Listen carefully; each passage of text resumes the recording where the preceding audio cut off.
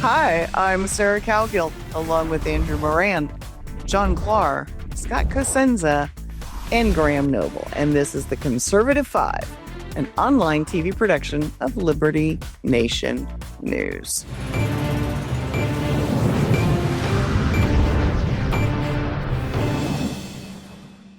President Trump and RFK Jr. stood together to announce that autism is not just a normal occurrence. Trump and company made the case that it is due, at least in part, to the simple act of expectant mothers taking Tylenol for pain. The media immediately responded aghast and began the tired old message that it doesn't follow the science. John Clark, I know you're going to have a thing just to say about this, so I'm going to let you go. Well, it seems that there's an oppositional wind afoot here once again. And I had just learned earlier today that apparently it's a thing now that people are taking Tylenol to prove him wrong. But there are studies going back at least a dozen years suggesting a potential link between Tylenol in pregnant women and potential developmental problems. And, it could be that drugs have unanticipated side effects. There is the historic case of thalidomide, which was recommended for women for morning sickness. And so this faith we seem to have as a society, lest anyone touch our vaccine schedule or other things. Now, in this case, what's interesting to me is twofold. One is, all they did was suggest we should warn women about the possibility. We have over 20 studies, according to Harvard and other outfits, that suggest a potential connection. So as the president said, we're not saying don't take Tylenol. We're saying take it sparingly, or only if you have a really high fever, not just a light one. And that doesn't seem to be that outrageous. But the real foundation of this momentous press conference was a president and his staff with coordinated agencies looking more deeply at the cause of the scourge of autism. This has become a huge problem. And for those of us, and probably all of us, have known people with autistic children, something that used to be rare is now becoming commonplace. And so the president called it, I believe, stage 1. And so stay tuned, because he's on the scent. And there's going to be more investigation, as some hearings are already underway before Senator Ron Johnson, I believe, showing that there really are inadequate testing and studies of a lot of these vaccines. So I think that we're going to see more of this controversy, but this shouldn't be that controversial. It just seems to be that people have such an oppositional faith in so-called medicine that they're jettisoning science in favor of political opposition to anything Donald Trump says. That's pretty much what I've noticed. Graham, heck, what does the science say now, 4 years later, on COVID vaccinations? Nobody was allowed to make their free choice on whether or not they wanted the vaccination.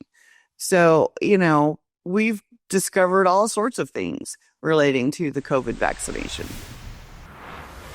Well, Sarah, in the immortal words of Ketanji Brown Jackson, I am not a biologist.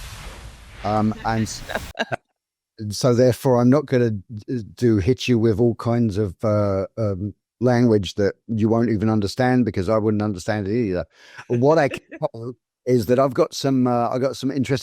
up some interesting numbers from the Countermeasures Injury Compensation Program, CICP, and that is, as you might have expected, that's run by the Department of Health and Human Services.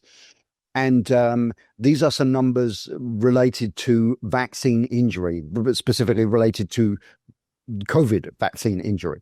The CICP has so far processed 13,706 claims from people saying that the COVID vaccines injured them. They have denied 99% of those claims, and they've actually paid compensation to 27 individuals.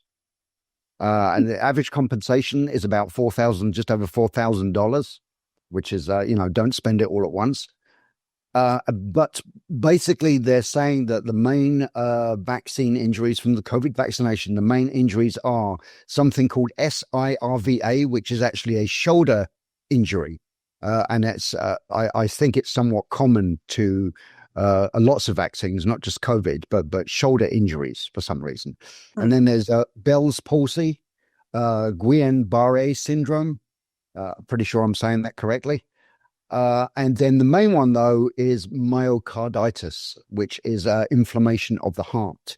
And in fact, out of the 27 people that have been compensated to that princely sum of $4,000, 18 of them had myocarditis. And that seems one of the biggest things to come out of the whole vaccine injury thing when it comes to the CICP, when it comes to the COVID vaccines. And they still got apparently about another 10,000 claims pending. So there you go. Well, trust that science. Anyway, Andrew, what did you see as the most prominent thing to come from RFK's report? But first, I'd say, Graham, what about the droplets? You're not going to get COVID if you take the vaccine because of the droplets. You stop the droplets. Anyway, to answer your question, first, I could put on, there's this big post that's going around X right now, and it's being shared by a lot of prominent individuals. And it's a post from Tylenol 7 years ago. And they tweeted, quote, "We actually don't recommend using any of our products while pregnant. Thank you for taking the time to voice your concerns today. Whether this is a legal thing or not, I'll leave that to Mr. Cosenza. But overall, I think that's quite interesting. Now, everyone's talking about Tylenol, but there's also something else that RFK mentioned in his report. And he said that something that could help reduce autism symptoms is leucovorin, which is a form of folic acid. Now, I remember when my wife was pregnant, she always took folic acid, and doctors had always recommended this, but she never took Tylenol. So, maybe that explains why I have two little geniuses in the household right now. And the only thing she ever took was anti-nausea medication, but that never did anything at all. I mean, she just always had morning sickness day and night with the twins. But so yeah, folic acid, I can attest that they're great. And our kids, they play chess and they play piano, and they do they got 10 out of 10 on their spelling tests. So so maybe that's a testament to our audience, for our audience. Well, congratulations, Andrew, on being a good daddy. All right. Scott, do you think anything good's going to come out of this? Wow, that's a big one. I just wanted to say before I get to that, Tylenol may be safe and effective for pregnant mothers, and maybe not. And what would the best thing that could come out of it is, especially in light of what we just went through as a world, maybe we don't give government ministers the power, any power at all over this, to say what should be sold and not sold. And we could just go with freedom and make our own choices using information sources that we trust or don't. We know for sure, though, the government sources of information are the opposite of reliable. This is proven beyond any doubt. We know, anybody who's been an adult for the past 5 years in America, right?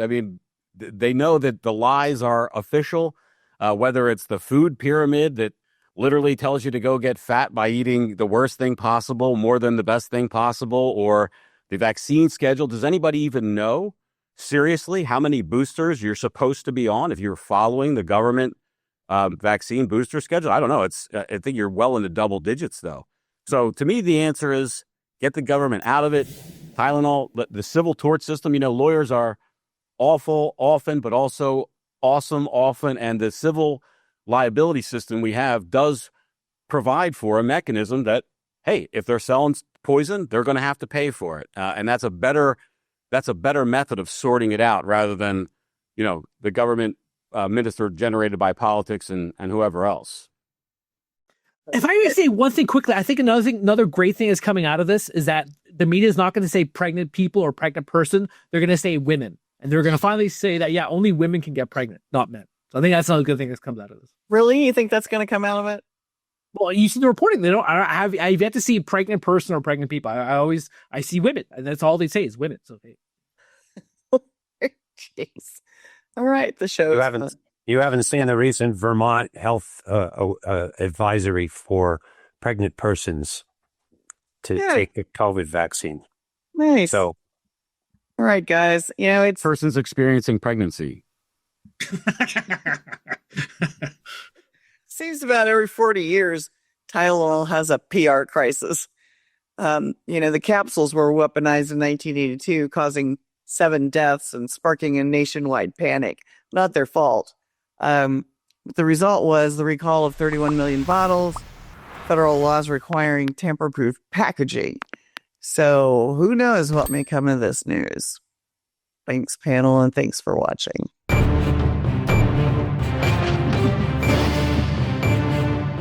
That's it for our Conservative 5 panel today. Check out our other C5 shows and segments on your favorite video platform, YouTube, Vimeo, Rumble. We're on them all. As well, Liberty Nation News has its own Roku channel where you can see all of our TV productions. Now, Liberty Nation does not endorse candidates, campaigns, or legislation, and this presentation is no endorsement.